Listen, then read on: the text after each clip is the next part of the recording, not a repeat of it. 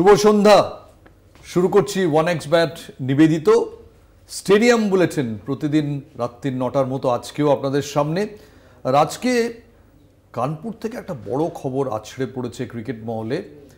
সাকিব আল হাসান তিনি জানিয়ে দিয়েছেন যে তিনি আর দেশের হয়ে টি20 খেলবেন না, টেস্ট ম্যাচ খেলবেন শেষ। মিরপুরে খেলতে চান দক্ষিণ আফ্রিকার সঙ্গে 21শে অক্টোবর মিরপুরে টেস্ট সিরিজ শুরু হচ্ছে, তার প্রথম টেস্ট খেলে অবসর নিতে চান।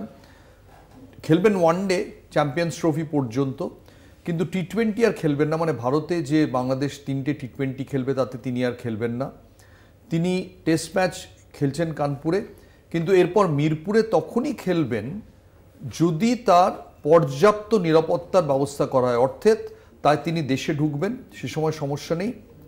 দেশে বেরিয়ে যাবেন সেই সময় যেন উপযুক্ত নিরাপত্তা ব্যবস্থা করা হয়। আজ পর্যন্ত বিশ্ব ক্রিকেটে নজিরবিহীন ঘটনা। আমার সঙ্গে রোজকার মতোই কলকাতা টিভির assistant sports editor Joyjyoti Ghosh, যাকে সাকিবের আসন্ন বিদায়ের খবর আমি একটু মর্মাহত দেখছি দুপুর থেকে। জয়জ্যোতি, কি মনে হচ্ছে? এরকম ঘটনা কখনো শুনেছো?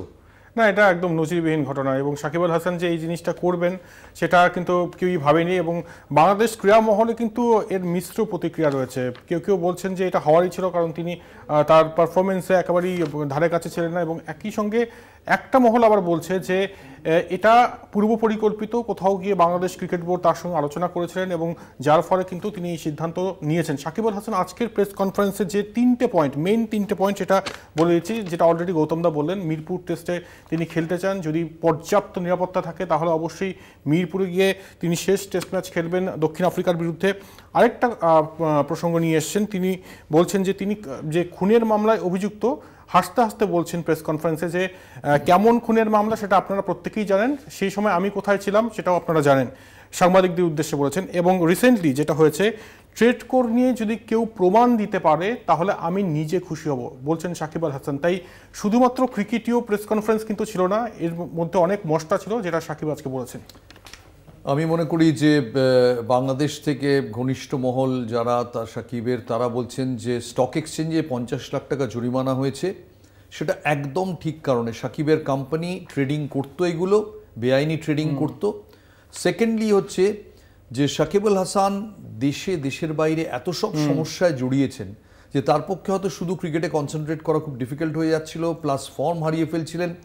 অনেকে মনে করেছিলেন যে সাকিব হয়তো ক্রিকেট মাঠকেই তার সমালোচকদের জবাব দেওয়ার মাধ্যম হিসেবে বেছে নেবেন, মঞ্চ হিসেবে, কিন্তু নিশ্চয়ই প্রেশার এত বেশি যে সাকিব সেটা আর করতে পারছেন না। তাই 242 উইকেট এবং 4600 রান নিয়ে মোটামুটিভাবে তাকে বিদায় জানাতে হচ্ছে ক্রিকেটকে। অবশ্যই কানপুরে যে রান করবেন বা উইকেট নেবেন সেটা যোগ হবে।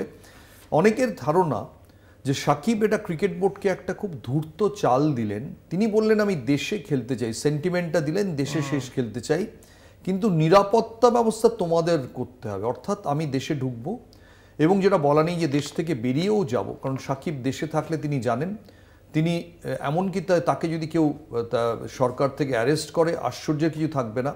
তাই তিনি দেশে যাবেন, দেশ থেকে বেরিয়ে যাবেন। এবং এমনকি আমার ধারণায় ভারতে খেলে, কানপুরে খেলে মাঝখানে যে সময়টা জয়জ্যোতি, 21শে অক্টোবর কানপুর টেস্ট তো শেষই হয়ে যাবে, কানপুর টেস্ট কালকে শুরু হচ্ছে, 5 দিনও যদি গড়ায় শেষ হয়ে যাবে। তারপর থেকে 20 অবধি তিনি কিন্তু থাকবেন না, তিনি সে আমেরিকা চলে যাবেন। এবং আমেরিকাতে অদ্ভুত ব্যাপার, সেখানে কোনো প্র্যাকটিস সেরকম উইকেট নেই, তিনি যেখানে থাকেন ডালাস নয়, নিউ ইয়র্ক নয়, এবং তিনি ওইরমভাবেই আবার খেলতে আসেন। এতদিন তাকে বোর্ড মেনে নিচ্ছিল কারণ প্রধানমন্ত্রী শেখ হাসিনার তার বিশাল সমর্থক।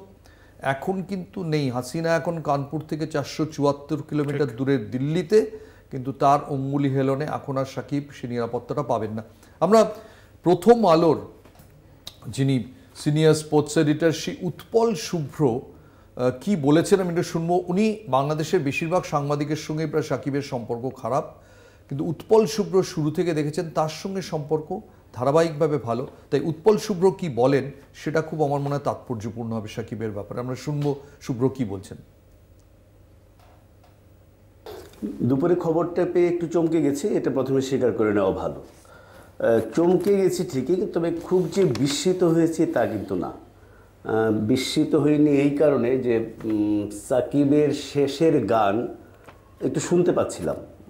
সাকিবের মতো প্লেয়ারদের নিয়ে যেটা সবসময় বিপজ্জনক, তাদের সম্পর্কে শেষ বলে দিলে পরে সেটা বুমেরাং হয়ে ফিরে আসার সম্ভাবনা থাকে। অতীতে ওই ঘটনা অনেকবার ঘটেছে, কিন্তু এইবারের ঘটনাটা একটু পার্থক্য হচ্ছে যে সাকিবের বয়সটা যদি আমরা মনে রাখি 37+, এবং সর্বশেষ আমার শেষের গান যে কথাটা বলছিলাম, যে শেষের গান শুনতে পাচ্ছিলাম, সেটা চেন্নাই টেস্টে বলবো যে খুব জোরালোভাবে কানে এসে বেজেছে সেই শেষের গানটা।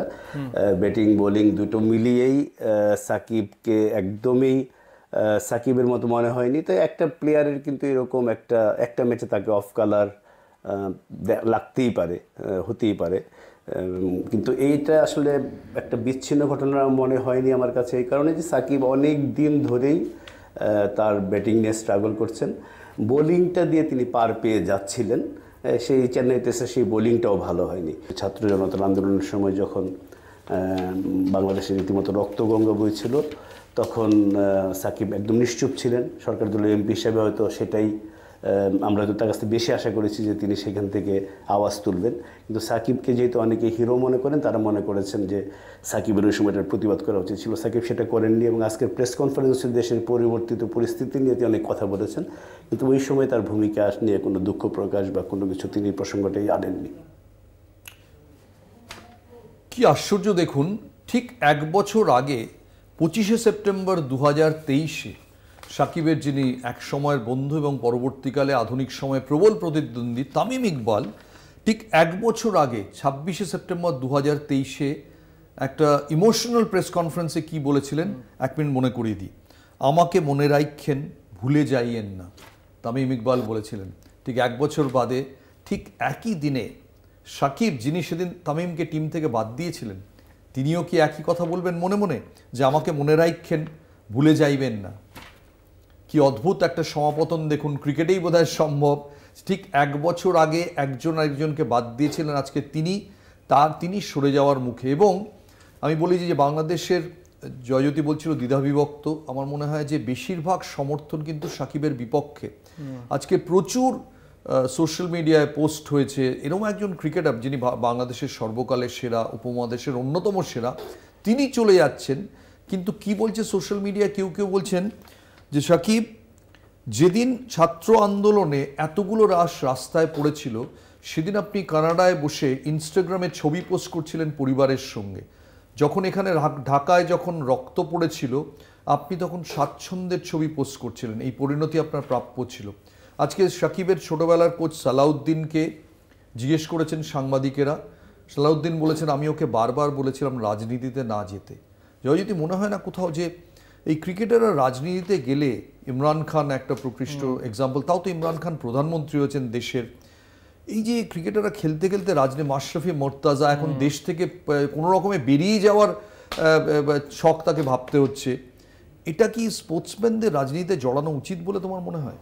পার্সোনালি অবশ্যই আমার তো মনে হয় না যে রাজনীতিতে জড়ানো উচিত। তবে ক্রিকেটারদের হয়তো ডিফারেন্ট স্টোরি থাকে যে কেন তারা রাজনীতিতে জয়েন করবেন।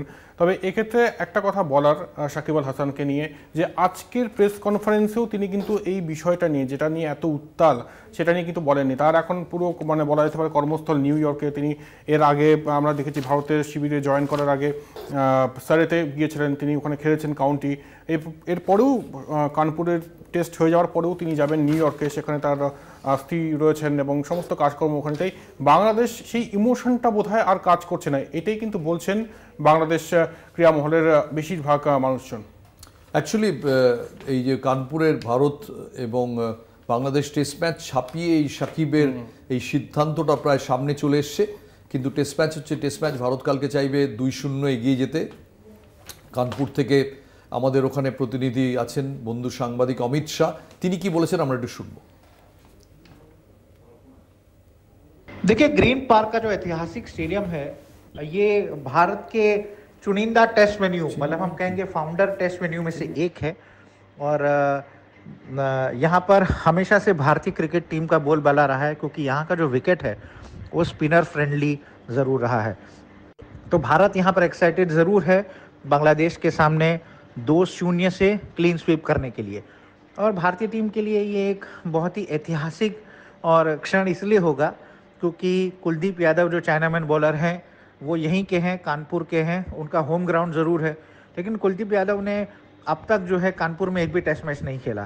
तो भारतीय टीम मैनेजमेंट ज़रूर उनको कल के मैच में मौका देगा और अपने होम ग्राउंड पर अपने समर्थकों के सामने जो है वो कुलदीप यादव खेलते हुए दिखेंगे। और वाकई यहाँ का जो स्पिनर फील्डिंग विकेट है वो कुलदीप यादव को रास आएगा।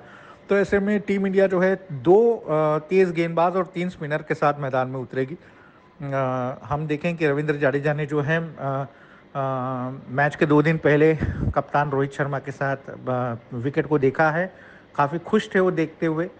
और आज भी जो है वो कुलदीप यादव, गौतम गंभीर, रोहित शर्मा, असिस्टेंट कोच अभिषेक नायर, तमाम लोग जो है विकेट पर मौजूद थे। हालांकि भारतीय टीम के अभ्यास के बाद जब बांग्लादेश टीम प्रैक्टिस करने आई तब बारिश का साया जो है वो मैदान पर था, बांग्लादेश को उतनी प्रैक्टिस नहीं मिल पाई। तो लेकिन बांग्लादेश का खेमा जो है वो कहीं ना कहीं चिंता में ज़रूर है। আবার সেই বৃষ্টির কিন্তু একটা আশঙ্কা রয়েছে গ্রিন পার্কে। ইনফ্যাক্ট জয়জ্যোতি নেট দেখে আমায় বলল যে 92% বৃষ্টির পসিবিলিটি প্রথম দুদিনে। কুলদীপ যাদব যেটা বলছিলেন অমিত শাহ, তিনি অবশ্যই চাইবেন টিমে খেলতে। কুলদীপ যাদবের টেস্ট রেকর্ড দেখছিলাম, এই 12 টেস্ট ম্যাচে 53 উইকেট, অ্যাভারেজ 21, ভাবাই যায় না এইরম মানের একজন স্পিনার যিনি এত ম্যাচ জিতেছেন ভারতকে, মাত্র 12টা টেস্ট ম্যাচ খেলেছেন, ভাবাই যায় না। 12টা টেস্ট ম্যাচে 53 উইকেট, 21 অ্যাভারেজ, অন্য যে কোনো দেশ হলে লুফে নিত কুলদীপ যাদবকে। তো তিনি যদি কালকে খেলেন, সবাই চান্স ধরে নিচ্ছেন যে 3টে স্পিনারে ভারত খেলবে। আজকে নেটে আমরা শুনেছি বিরাট কোহলি 4 বার আউট হয়েছেন, বুমরাকে খেলতেই পারেননি, অনামি বোলারে বলে আউট হয়েছেন। কিন্তু অনেক সময় দেখবেন গ্রেট ব্যাটসম্যানরা যখন নেটে খারাপ ব্যাটিং করে পরের দিন ম্যাচে গিয়ে দারুণ খেলে দেয়। গাভাস্কারের ক্ষেত্রে হয়েছে, সচিনের ক্ষেত্রে হয়েছে, হয়তো বিরাটের ক্ষেত্রেও তাই হবে আগামীকাল। অন্তত ভারতীয় ক্রিকেট ভক্তের তাই প্রার্থনা থাকবে। এখন নিচ্ছি একটা ছোট্ট বিরতি, বিরতির পর এসে আবার আপনাদের সঙ্গে আরও অনেক প্রাণঢালা আড্ডা আছে। ফিরে এলাম OneXBet নিবেদিত স্টেডিয়াম বুলেটিনে বিরতির পর। বুঝতেই পাচ্ছেন কানপুরে কালকে থেকে ম্যাচটা সবাই অধীর আগ্রহে দেখবেন। আর সাকিব আল হাসান, তার প্রত্যেকটা মুভমেন্ট বোধহয় জরিপ করা হবে। বলতে বলতে হঠাৎ মনে পড়ে গেল যে আজকের দিনটা দুজন কিংবদন্তি ক্রিকেটারের জন্মদিন। একজনের নাম বিজয় মাঞ্জরেকর, সঞ্জয় মাঞ্জরেকরের বাবা। আধুনিক প্রজন্মকে সেটাই বলতে হবে যে ওই যে কমেন্ট্রি করে না সঞ্জয় মাঞ্জরেকর তার বাবা। আরেকজন ইয়ান চ্যাপেল। জয়জ্যোতি কি বলবে? ইয়ান চ্যাপেলকে নিয়ে কি আর বলবো, 1975 অনেকেই জানেন, সবাই জানেন যে ওয়ার্ল্ড কাপ ফাইনালে নিয়ে গিয়েছিলেন এই ক্যাপ্টেন ইয়ান চ্যাপেল। আর ইয়ান চ্যাপেলকে নিয়ে একটা প্রশ্ন আপনাকে করার, সেটা হচ্ছে যে গ্রেগ চ্যাপেল যখন ভারতের কোচ হয়ে আসেন তখন ইয়ান চ্যাপেল কি বলেছিলেন? আমি শুনেছি অসমর্থিত সূত্রের খবর, তিনি জগমোহন ডালমিয়াকে বলেছিলেন যে গ্রেগকে ভারতের কোচ করো না। ইয়ান চ্যাপেল এরকমই একজন ঠোঁটকাটা মানুষ যিনি অসম্ভব ভালোবাসেন গ্রেগকে, কিন্তু ক্রিকেট নিয়ে পাগলের মতো ফ্যানাটিক। এবং 1996 যখন ওয়ার্ল্ড কাপ হয়, 2 ভাই কমেন্ট্রি করছিলেন ওয়ালটেলের হয়ে। একদিন ডিনারের পর কাঁটা চামচ নিয়ে 2 ভাই একজন আরেকজনকে আক্রমণ করেন, কাঁটা চামচ এবং নাইফ নিয়ে। এবং সেটা দেখে যিনি ওয়ালটেলের মালিক ছিলেন মার্ক ম্যাসকারনাস, তিনি এবং রবি শাস্ত্রী ডিনারে ছিলেন, তারা হতভম্ব হয়ে যান যে 2 ভাই ক্রিকেট আলোচনার ইয়েতে তর্ক হতে হতে একজন একজনকে কাঁটা চামচ দিয়ে আক্রমণ করেছেন। দুজনের বয়স তখন 60 বছরের বেশি।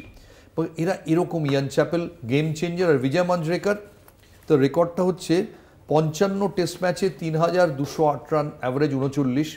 কিন্তু এক্ষুনি কেউ যদি এই শোটা দেখে এরাপল্লী প্রসন্নকে ফোন করেন বেঙ্গালুরুতে, প্রসন্ন বলবেন তাকে যে ভারতের সর্বকালের সেরা ব্যাটসম্যান সুনীল গাভাস্করও নন, সচিন টেন্ডুলকারও না, বিরাট কোহলিও না, তার নাম বিজয় মাঞ্জরেকর।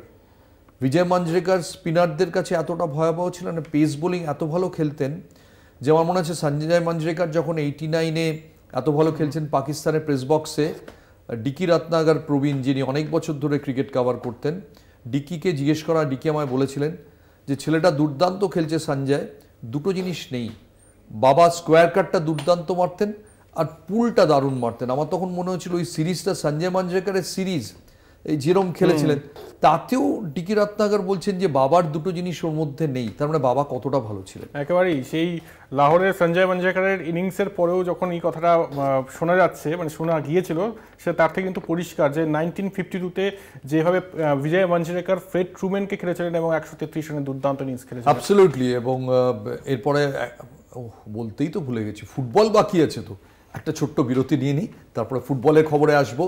খুব ইন্টারেস্টিং খবর, মোহন স্পোর্টিং খেলছে চেন্নাইতে, এবং হ্যাঁ, মোহন স্পোর্টিং 1 গোলে এগিয়ে। ভাবতে পারেন প্রথম আইএসএল নেমে চেন্নাই এফসির বিরুদ্ধে। আসছি সেটাতে।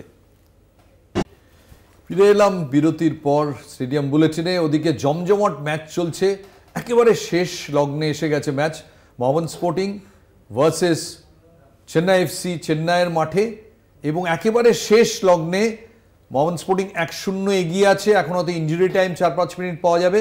আমাদের প্রতিনিধি স্বপন পাল, আমি একটু কথা বলে দিতে চাই। স্বপন, কিরম দেখছো ম্যাচ?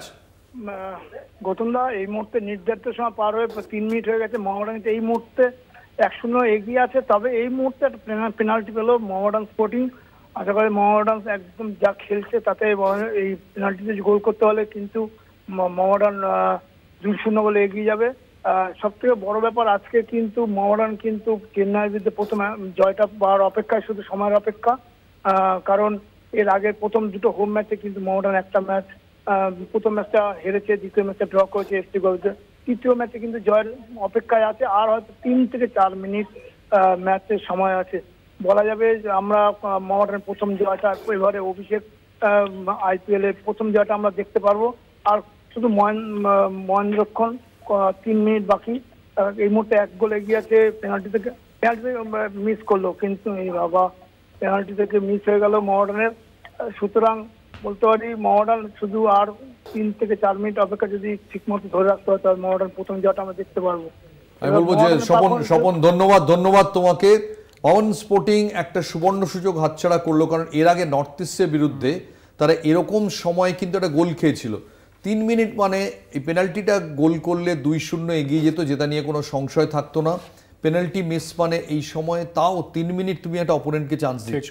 একেবারেই একদম শেষ মুহূর্তে এসে অপোনেন্টকে একটা চান্স দিয়েছে অবশ্যই মোহামেডান। তবে শেষ অবধি মোহামেডান জিতলে অবশ্যই এটা কিন্তু ভালো খবর হবে সাদা কালো ব্রিগেডের কাছে, আর বাংলার ফুটবলের জন্য কিন্তু বেশ ভালো খবর, দারুণ হবে। কারণ প্রথম আইএসএল এ মোহন স্পোর্টিং এসছে, নতুন সেদিন জার্সি লঞ্চ হলো। এবং মোহন স্পোর্টিং আরেকটা বড় ইন্টারেস্টিং জিনিস, যে রাশিয়ান কোচ, আমরা এত কথা বলছি ইস্ট বেঙ্গলে কোয়াড্রাতকে নিয়ে এত অভিযোগ, মোহনবাগানে আগের ম্যাচের আগে অব্দি মলিনাকে নিয়ে অভিযোগ, এই রাশিয়ান কোচ কিন্তু নিঃশব্দে এদের আই লিগ থেকে তুলে এনেছেন। এবং যেটা কালকে দীপেন্দু বিশ্বাস আমাদের সঙ্গে ফোনে কথা বলার সময় এই স্টেডিয়াম বুলেটিনে বলছিলেন, যে তারা একটা টেরিটোরিয়াল ডিফেন্সের ওপর খেলেন, তারা কাউন্টার অ্যাটাকে খেলেন না। এ পর্যন্ত মোহন স্পোর্টিং যারা প্রথম আইএসএলে এসছে, দেখো অনেক রুগ্ন টিম তুলনায় তারা কিন্তু একটা ম্যাচ ড্র করেছে, একটা ম্যাচ নর্থ ইস্টের কাছে লাস্ট মিনিট হেরেছে, আর আজকে এখন অব্দি 1-0 এগিয়ে আছে, হয়তো ম্যাচটা জিতেও যেতে পারে। এখন অব্দি কিন্তু ভালো পারফরমেন্স মোহন স্পোর্টিং, একেবারে ভালো পারফরমেন্স। আর এক্স ফ্যাক্টর বলতে গেলে এই কোচ, কারণ আই লিগ থেকে দেখে যাচ্ছি যেভাবে মোহামেডান দলটাকে তৈরি করেছেন, এবং আইএসএলেও প্রথম জয়ের একদম দোরগোড়ায় দাঁড়িয়ে আশা রাখবো যে সাদা কালো ব্রিগেড জিতবে। আর একই সঙ্গে এটাও জানার গৌতমদের কাছে যে আগামীকাল ইস্টবেঙ্গল নামছে, আশাবাদী কি? ইস্টবেঙ্গল কালকে গোয়ার টিমের সঙ্গে খেলা আছে, গোয়ার টিমের সঙ্গে খেলা আছে এফসি গোয়া। এর আগে বেঙ্গালুরু এফসি, কেরালা ব্লাস্টার্স, দুটো ম্যাচই ইস্টবেঙ্গল হেরেছে। এবার ঘরের মাঠে খেলছে। ঘরের মাঠে খেলার অনেক অ্যাডভান্টেজ, ডিসঅ্যাডভান্টেজ হচ্ছে সমর্থকরা এবার কিন্তু রেজাল্ট চাইবেন কোয়াড্রাতের কাছে, কারণ পরপর টিমটা হারছে। দিমিত্রিয়াস, ক্রেসপো দুজনেই কালকে আনসার্টেন। একমাত্র দেবজিৎ কালকে খেলতে পারেন গোলে, যেটা প্রভ সুকন গিল আগের দিন আমরা দেখেছি ফার্স্ট বারে দাঁড়িয়ে থাকার অবস্থায় সেদিক দিয়ে গোল হয়েছে। কাজে ইসমাইল সমর্থকরা চাইবেন যে মোহামেডান যদি পারে তাহলে আমরা পারবো না কেন। কাজে কিন্তু কালকে আবার সেই কার্লেস কোয়াড্রাতের ওপর চাপ। আমার তো মনে হয় ওখানে কানপুরের সাকিব আল হাসান আর এখানে সল্টলেক স্টেডিয়ামে কার্লেস কোয়াড্রাত, এরা বোধহয় এখন চাপের সরণিতে একই পথের প্রতীক। একেবারে এবং নজর থাকবে দুজনের দিকেই, সাকিব আর কার্লেস কোয়াড্রাত। অ্যাবসলিউটলি। আজকের মতো এখানেই চলি, শেষ করছি স্টেডিয়াম বুলেটিন। সবাই ভালো থাকবেন, শুভরাত্রি।